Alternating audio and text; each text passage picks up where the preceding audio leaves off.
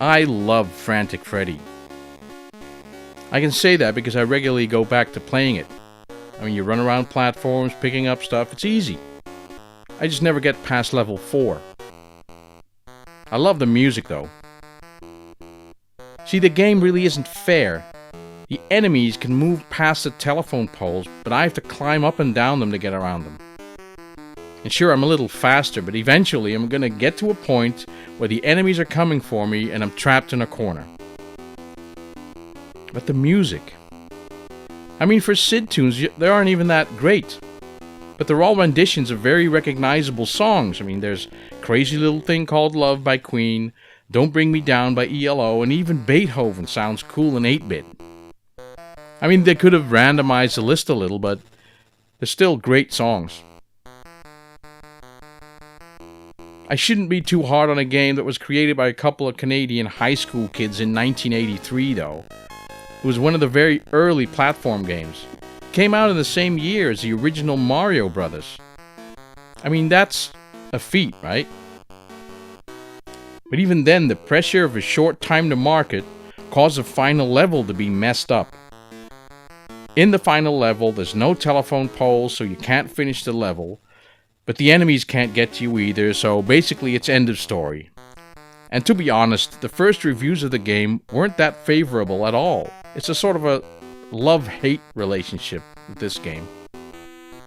Still, it managed to survive all this time, and now it's even got a sequel. If you were expecting an all-improved and changed-up version of Frantic Freddie, think again. It's basically the same game, but with a couple of improvements to the code, better graphics, extra levels, extra interludes, and new music. The first thing I noticed when playing the new Frantic Freddie is how easily I got to level 7 on my first play. After I thought my gaming skills must have vastly improved, I realized that the game was actually easier than the original. And man, I was listening to The Doors now, and Eric Clapton. I mean, how cool is that? Time to get some details from one of the developers. I was contacted by NM156. He's all wrapped in mystery and he wants to stay that way, so I have no idea who he is. Whoever he is, he also worked on Endless Form's Most Beautiful and International Karate Ultimate Competition. He worked on the levels, on some of the graphics, and he did the music. The rest of the work was done by Daniel Hotop and John Henderson. As it turns out, the code is largely based on the original Frantic Freddie code. It's been rearranged and it's been debugged. I mean, you can't walk off the screen anymore now.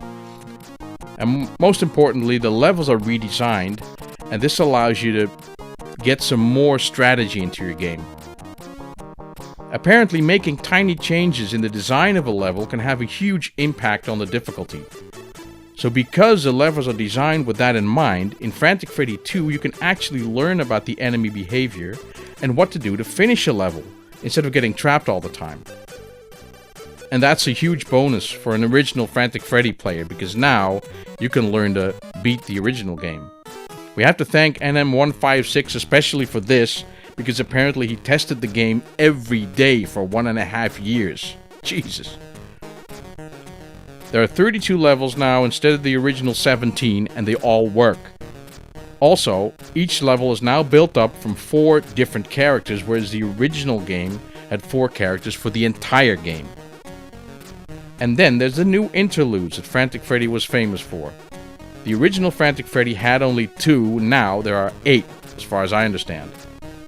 NM156 told me that he asked Rob Hubbard to write a tune, but according to his agent, Rob refuses to write another SID tune for as long as he lives.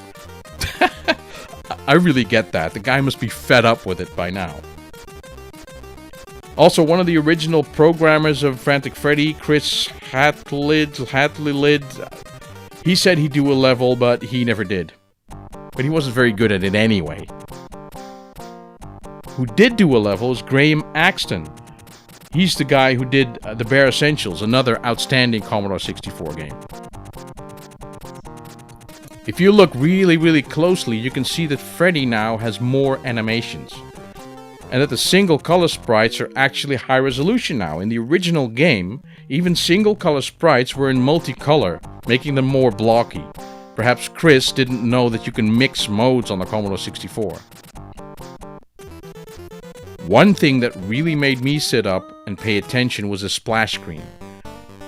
Going through the forum posts on Lemon 64, I found a picture of the original painting that was made for this splash screen.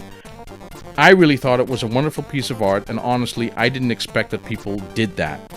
Apparently, you can win this painting in a future competition when you guess all the tunes in Frantic Freddie 2. I got 9 of them.